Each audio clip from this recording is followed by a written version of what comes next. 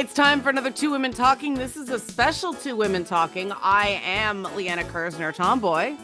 I am Song W. Erickson, Girly Girl. And this one shot of Two Women Talking, we are giving you guys a preview of Callatis Chronicles Volume 2 by Song W. Erickson. I'm going to interview Song about the book, which I have read, and I really blew through it. I mean, the first one, I think because I know everybody now, and so I just I put down Sarah J. Maas for Callatis Chronicles Volume 2.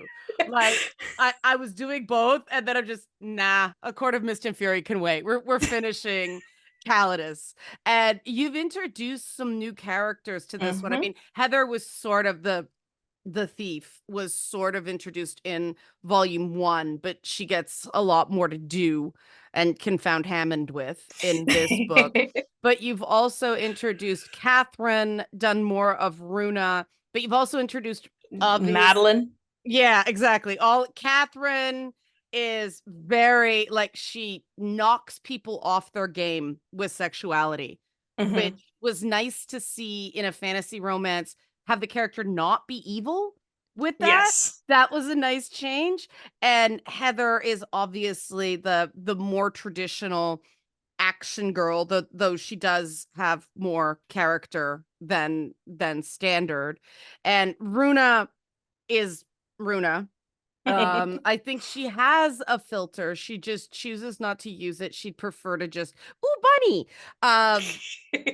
Literally.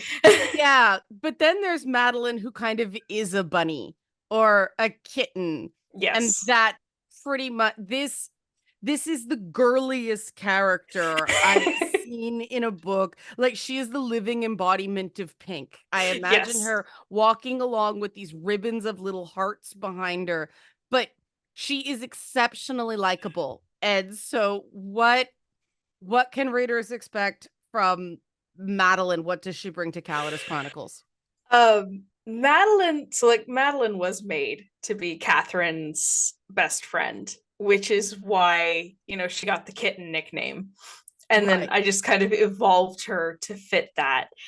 And Meline is the cute flower girl who she's already been through a lot. She's a war refugee who wound up in the city after her village was razed during the Cimbrian War, which was talked about in Volume 1 a bit.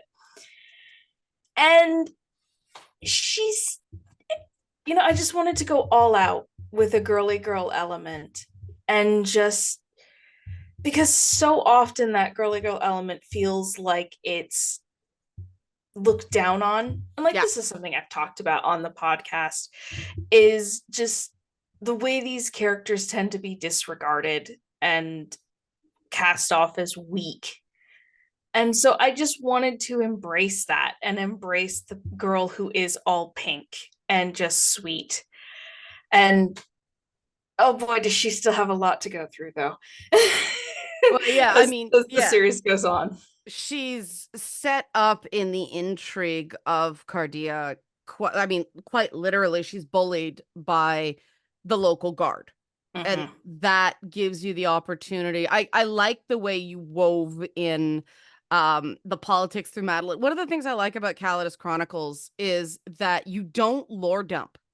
You find a way to bring it into conversation or bring it into the plot, instead of giving me 4 pages of stuff I'm supposed to remember 125 pages later. I just don't. If it's not relevant to my brain, it's not going to stick. It's name, place, guy with bat wings, man who turns into a bear. But enough about that. We've done that to death.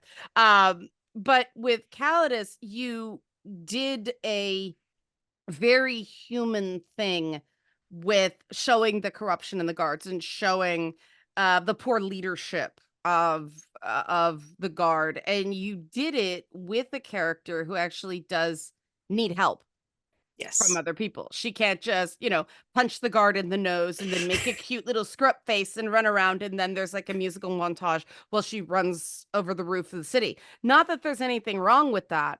It was just nice to see a character that sort of exists to bring out the softer sides in Catherine, in who's her love interest? Was it Godric? Godric. Yeah, Godric. Godric. Yeah. And the thing about characters like Meline, it's why I'm not real crazy with what we're doing with Aerith in the Final Fantasy remake, rebirth, whatever, is that Aerith was that flower girl Mm-hmm. in Final Fantasy 7, and her strength was quiet. She was very feminine. And yes, her skill is not hand-to-hand combat. She's nice. And I think that the place of nice people in fiction that we saw in things like The Lord of the Rings, right? I mean, Frodo's not a fighter. No. He's a little guy. He's overwhelmed. He's traumatized. He has to be carried by other people. That's been lost as even the feminine in fantasy has become more masculine. You know, I was worried. I ended up loving Liv Tyler as Arwen in the Peter Jackson Lord of the Rings, but when I first saw that thing of her having a nick on her cheek and her holding a sword aloft, I'm like, oh no, what are they doing? This is Yeah. bad. This is not Arwen, right? Now, obviously, some people are not going to get this. Mm-hmm. How do you handle that challenge? I mean, Madeline's very likable. It's very hard to not go protect the kitten, which is the whole point, right? And I mean, that's something I was very conscious of in writing, because it's very easy when you build a character up in your head, you know what you want them to be. Right. And sometimes you can be so set on it in your mind and go, oh, she's cute. Other people will get that. But if you don't write it properly, it can either come off as obnoxious, unlikable, or just really flat. So when I was writing the beginning of volume 2 in particular, I was very careful with like all her scenes. Like, okay, I have to find the balance and make sure I'm conveying what it is that makes her cute and what makes her sweet. So, and yeah, it's very much a skill thing or something you have to be conscious of when you're writing it. Yeah, it's a balance thing. And I mean, the thing I like about Callatis as well as a series is that there isn't one main character who everybody's falling for. Mm-hmm. There's a bunch of different women and a bunch of different men. They don't necessarily all have heterosexual attraction. No. But there's the people are right for each other. There isn't this statement about what proper femininity is. It's all over the place, right? I mean, Runa is very different from Catherine, is very different from Heather, is very Mm-hmm. different from Carolyn, is very different from Meline. Even though you could say Carolyn and Meline have a lot in common, I'd say Carolyn is more active, go out and kind of, get what she wants. Whereas Madeline's almost oblivious. She's almost got that feeling of Aurora in Maleficent, where if Yes. you don't protect her, she'll walk right off a cliff because she doesn't have much of a self-defense mechanism. Not really, no. And there are people like that. And what I liked about it is that different types of people are allowed to exist side by side and be valid. I mean, the men are all very different without really being cartoons too. I mean, my favorite's Hammond. We all know that. Yes. But Lagan, I didn't expect Lagan, the gladiator from volume 1, who Runa's got her eye on, and the bulk of the conflict in this book Mm-hmm. is circling, their relationship and what it means, bigger picture. Mm-hmm. Um, and it is unresolved, but you end the final battle is a really cutthroat dinner party. you know it's I'd say it's Bridgerton, but it's not, because Bridgerton goes over the top with the drama and people being awful to each other. But in Callatis volume 2, even the antagonists have a point. Yes. You And I mean, it helps that aside from like one or two scenes, none of the actual villains show up in this volume. So it's all the the various protagonists finding themselves a bit at odds and figuring things out. As you know, it's a new social season, so they're all kind of finding their places for this year, and things are not going as expected, so Yeah, that's always fun. it's the fallout from the big gladiator. And if you haven't read Callatis Volume 1, the gladiator fights are definitely a standout for me. Because it was pageantry, it was sports entertainment Yeah. essentially, but then you get into how it's sort of the Olympics are coming up in France, and it's supposed to be sort of this bringing everyone together, and that nice idea, it never quite works. Never. Yeah. And you do see the very different perspectives on power with Richard and Runa. And I get the sense that it's all building to something. I mean, this book is very much that episode in Game of Thrones where everybody talks before the big battle. Like you feel the build. Yes. But Richard's one of these characters where he's deliberately unlikable. Yeah. And the balance there of him being so very uptight, and his relationship with Philippa is very different from the others. Yes. Well, it's, Richard is very ambitious, and he also has the pressure of being the youngest head of a family. And like everyone in Callatis, the Galaborn family is full of a lot of big personalities. And even when you get the quieter personalities, like his younger siblings, Graham and Elizabeth, they still have personalities that are at odds with Richard trying to keep everything under control and trying to prove himself as the head of the family. And everyone is just kind of like, we're going along with this, but we also kind of want to avoid him just because he's breaking as much as he fixes. I mean, you set up again very organically that story of him rising to the head of the family in one fell swoop of, there's an assassination. He swears to find the killers and dispatches them. It sounds like it's a rather violent story that hasn't been told yet. Yeah, it was summarized. Yeah, it was summarized. And so he's very, you see him coming. I mean, that's the problem with Richard. You always see him coming. He's this ball of anxiety. And so he's easy to sidestep. And then you've got Hammond cleaning everything up behind the scenes. I mean, what's his sort of I am statement? I'm so busy fixing other people's problems, I don't have time for my own. Yes. Yeah. And I mean, Hammond's sort of a stealth bomber here. He doesn't need to be seen. And he's the character in these sorts of stories that I tend to be frustrated on behalf of. Because he's always Mr. Fix-It, and he's very rarely centered, but he gets his delightfully obtuse moments with women. And I like that too. I mean, you can sort of see the influences of some of the stuff you've told me about goes into Callatis in Hammond's character, because again, it's proof that you don't have to be a gladiator or the scheming head of a family to matter. You can just be a kind of awkward, smart guy who cares about people.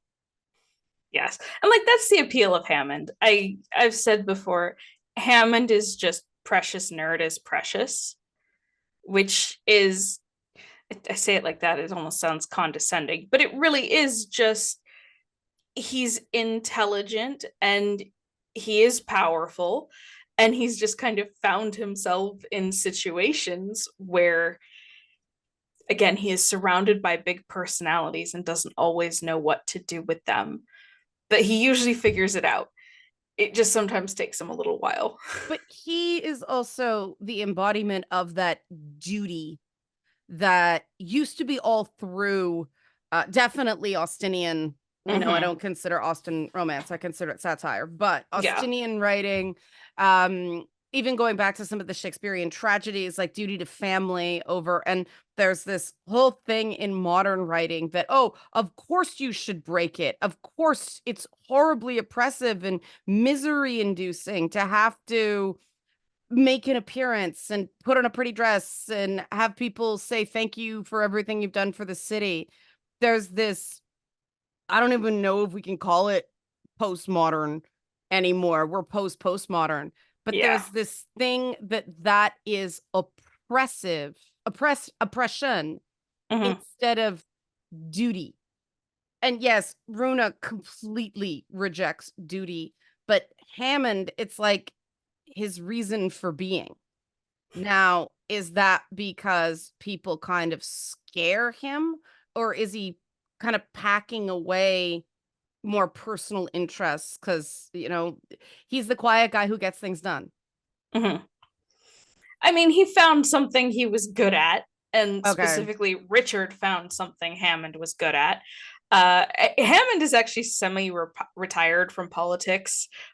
Something that has been mentioned in the book Yeah. is after the war, he was the counselor of the prefects.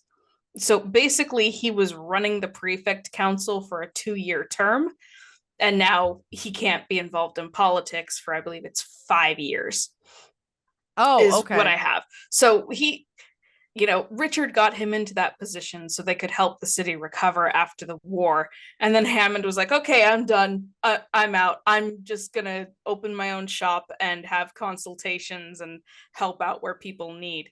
And he enjoys that. And he likes solving problems. It's just, again, all these big personalities. And sometimes he's just like, how did I end up here of all places? Yeah. So Now, I mean, Callatis is very different from the other fantasy romance on the market in that it's not tortured. I And hope not. yeah, it's not tortured. And that it's this double-edged thing. It's like, no, that's why I was slow to read the first one, but that's also why I like it Mm-hmm. so much. Of I cannot stand these books where it is just this, it is trauma dumping in lieu of actual nuanced characterizations and actually figuring out what the different characters want and how they fit together. A lot of writing, I don't know what you call it, bumping, choppiness. I won't say Mm-hmm. bad, but choppy writing can be papered over with wallowing in trauma. And angst has its place, but it is not a substitute for personality when it comes to character development. Yeah, I mean that's one part, but it's also there's it's a feature, not a bug of stuff like Twilight, of stuff Mm-hmm. like um going on down. Even Feyre in Sarah J. Maas's, A Court of Thorns and Roses series is sort of very loosely defined, and stuff just comes up when Mm-hmm. the story suits it, Yeah. as opposed to, I mean, the Callatis characters are very much who they are when Yes. you meet them. It's not really a story of someone, um it's not a coming of age story. No, It, and it's not, there aren't characters to project yourself onto, which is something yeah. that I think comes up in a lot of, well, romance in general, modern romance in particular, and fantasy romance, is characters that are vague enough that the reader can see themselves. Yeah, and Was that always backfires on me. no, Yeah. and I get why they do it and I get why it works, but for me, it's so much more interesting to see, to actually develop the characters and to see where they go. Because I mean, once you have someone like Richard and Runa, you put them in a room and something's going to happen just on the force of their personalities. Yeah, and I won't spoil what happens with that. Those are very interesting scene. I mean, it's interesting how you juxtapose that with the gladiator fight in the Hmm. first book under the whole sort of tagline, it's a different kind of warfare. Yes. And I do think that there is this real struggle in modern escapist fiction to you have to have the big obvious battle at Hmm. the end. And that's a fairly new thing. In some ways, Callatis is very Austinian, even though it's more almost classical Roman in its aesthetic. Yes. And here's the thing. It's in a lot of cases, if I said it's Bridgerton meets Austen, I feel Right. like some people wouldn't get the distinction. They'd be like, Right. oh, so it's just a romance with historical elements. No, No. there's a big difference between Bridgerton and Austinian stories. So I've taken to describing it as kind of Bridgerton meets Austen meets high fantasy. Yeah, it's Bridgerton after a lot of therapy. Uh to me, it's interesting. Fewer visits to the brothels. Yeah, and I I, mean, I I've been watching Bridgerton, and just every time one of the love interests goes to a brothel, I'm just rolling my eyes and getting pissed off. that's another thing that I mean Callatis deliberately rejects, that idea of establishing the sexual prowess Mm-hmm. um of everybody, but especially the men. Mm-hmm. And I don't know how many people anybody's slept with. I mean, I get this since Catherine is because of her background as she's basically a spy master, isn't she? Yes. Like because of that, Semi-retired. yeah, I just assume that the persona she's adopted is not to be trusted. I'm sure she's been with people, but it's Mm-hmm. not. People tend to assume, oh, she just sleeps with everybody, and there's absolutely no evidence of Yeah. that. People just assume it because she wants them to. But I do notice that there is much more, these people are right for each other or not right for each other. And the story is about why. And we're sort of just getting into um the the challenges Mm-hmm. of relationships in progress. And I mean, Carolyn having to deal with all of a sudden, oh my God, people are gossiping. Yes. It's the girl who's always suffered from not having attention, and suddenly she's getting attention, and Yeah. she's not liking it too much. Yeah. And So then, just as she meets this, I can't tell if he's, golden retriever boyfriend or I don't know. I mean, what was your thought with Hrothgar? I mean, obviously the name conveys, you don't even have to describe him. You just say the name Hrothgar, you can imagine what the guy looks like. pretty much. Right. It it was kind of like the barbarian type, but actually romantic, Yeah. like enough that he could work for someone like Carolyn. So it was kind of taking all those giant, you know, big, brutish romance heroes you see in like the Viking and the Scottish romance novels, but actually making them intelligent and not toxic. You right at the end though, you get another character point with Hrothgar that I think there are no brutes in Callatis among the good guys, Not so to really. speak. Yeah, they're all more of a Robert E. Howard Mm-hmm. barbarian. They Yes. do have some awareness of the world. They might not be what shows they might not be traditionally sophisticated, but they do have an awareness of how the world works. And Yeah. like Throthgar, for those who haven't read the first one yet or don't remember, Throthgar is Hammond's cousin. And they are, Viking coded, so to speak. So like, you look at their family, very much Norse elements were used when I was developing the family. And so I was running with that. But he has a layer of polish, from being around Hammond and being raised with him.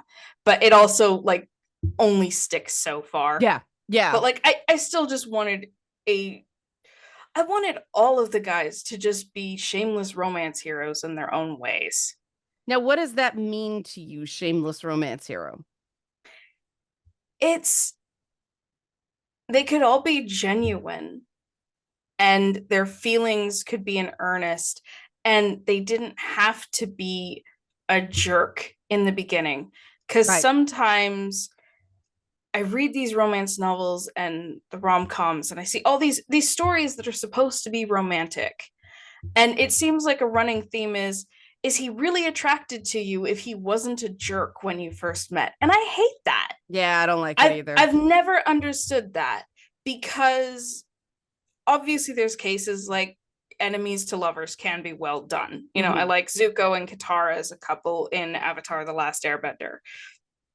But that only works after a lot of development that I don't see too many of these stories getting. But I also just didn't want to do that, because it's not something I'm really interested in. I wanted something that it could be more just a growing interest from the beginning, and that we get to watch evolve over the series. Yeah. So, I mean, that was my goal going in. And I mean, it is a lot of characters with very different personalities. And even, I mean, I think most people would have written Richard and Philippa as basically the Lannisters, right? Like, you can still root for them in their own way. Their relationship being very much an intellectual equals thing is interesting. Richard and Philippa are kind of like, how do I put it? It's Julius Caesar meets Anne Boleyn without the tragedy of either. Right. Like those are kind of my base inspirations when I was making the characters, because I do take a lot of inspiration from history, as well as other stories and stuff. And so, just Richard kind of like, what if Caesar got a younger start and wasn't kind of a jerk? And I mean, Richard is kind of a jerk. He, yes. his butt could make diamonds. He's so clenched. Yes. And it's like everyone kind of acknowledges that Richard is a control freak. Yeah. But like, I hope, like I said, he has something to prove. And I hope that's something that has come across in the writing, that like he has his reasons, but also that's part of his character arc and his evolution is that, he's starting out as a control freak, and that's not something that can be maintained, especially when you see his family. Yeah, it's the same challenge that the X-Men has with a character like Cyclops, of somebody who was thrust into leadership very young, and he's very uptight as a result. I mean, as somebody who was producing, television shows at the age of 19, well, associate producing, I relate to that a lot. Of course he's uptight. He's got all this responsibility that even if intellectually he's ready for, emotionally he's not, and somebody has to make the call. Now, that being said, you do like seeing other characters dunk on him, but not, I mean, what's his name? Caspian exists to get punched in the face. Like he just does. No. Caspian is made to be hateable. And he doesn't actually appear in volume 2, but a few characters get to do a bit of a psychoanalysis on him at one point. And I do like that you didn't decide to make the world grounded and gritty by just, oh, misogyny is accepted. It is more of that accurate historical reality where, yeah, you could do it, but if you did it around the wrong warrior, he'd knock your teeth out. Mm-hmm. Which is the actual history, not what we understand the history to be based on the sort of retro romantic, let's use the fact that certain things did happen in history to put this like tawdry modern lens Mm-hmm. on it. Like, I'm sorry, I'm so sick of incest in stories. Yeah, no, it is disturbingly common and prevalent. That's And it wasn't historically. no. They knew it was a problem. Sometimes there were reasons they did it, but Mm-hmm. they knew the kids started getting weird. Yes. And it's interesting. What kind of reader do you want for Callatis Volume 2? I mean, people can pick it up without reading the first one if they just want to jump into a kind of a simpler story and then go back and read the first one.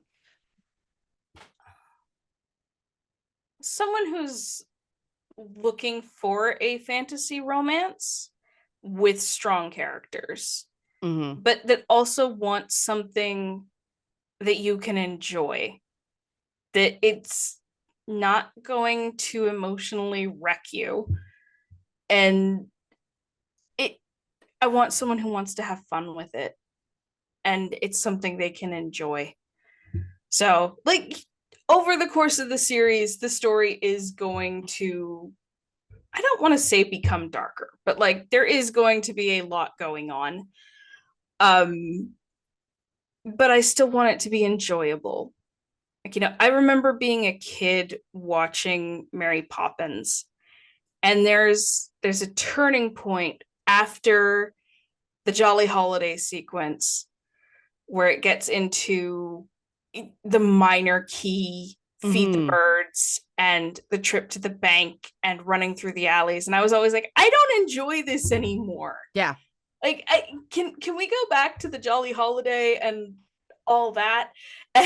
And like, obviously, a story has to have rising stakes. So, like I said, in the over the course of the series, things are going to escalate, but I still want it to be enjoyable. I don't really want anyone having that sensation I had with Mary Poppins of like, this isn't fun anymore.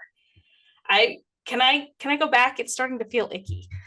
So Yeah, that's why I've dropped a lot of network TV dramas.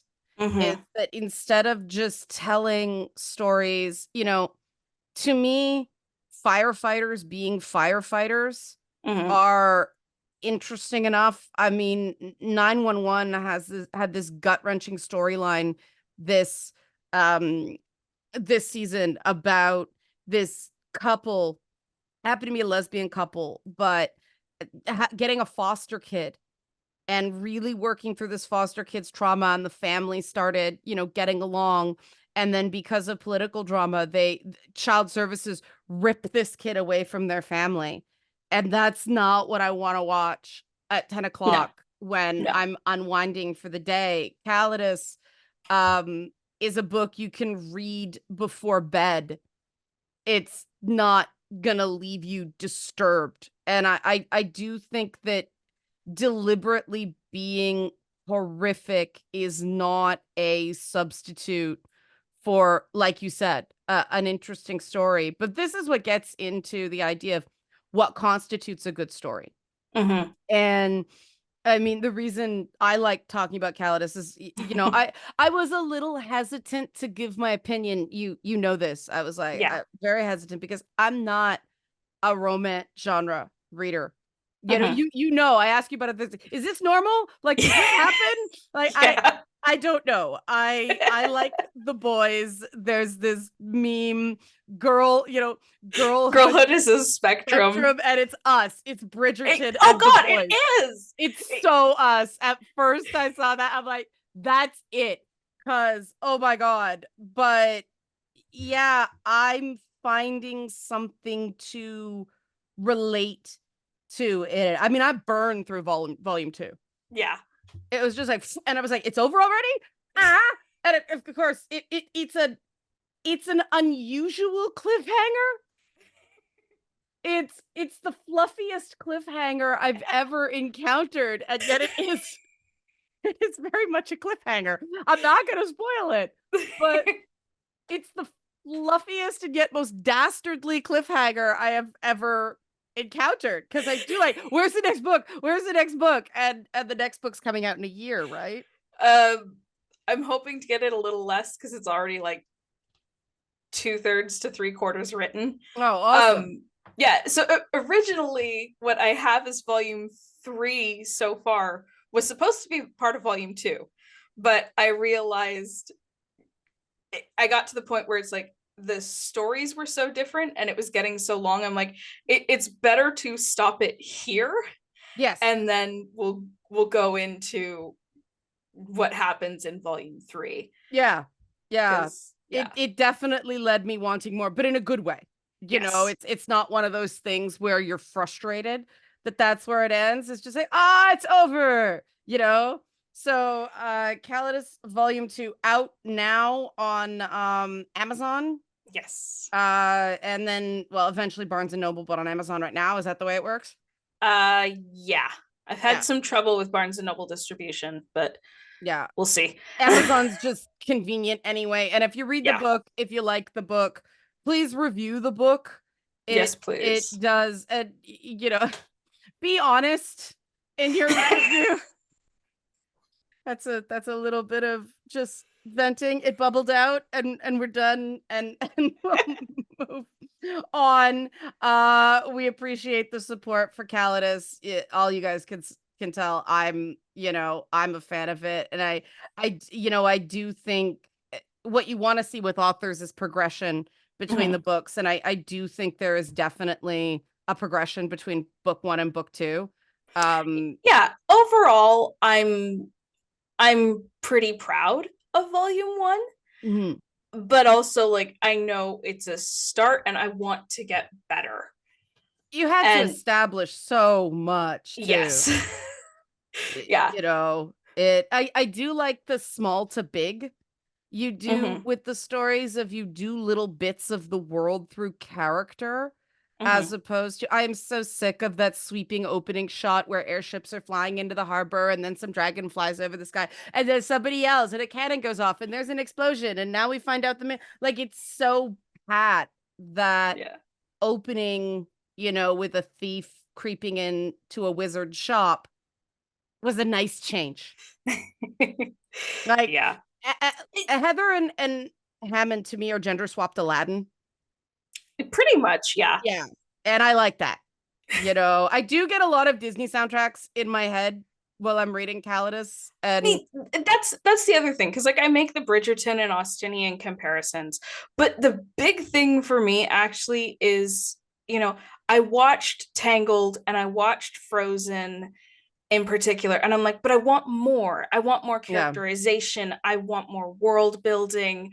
I want a slightly more mature story that can go into more depth about things. And I'm like, fine, I'll do it myself.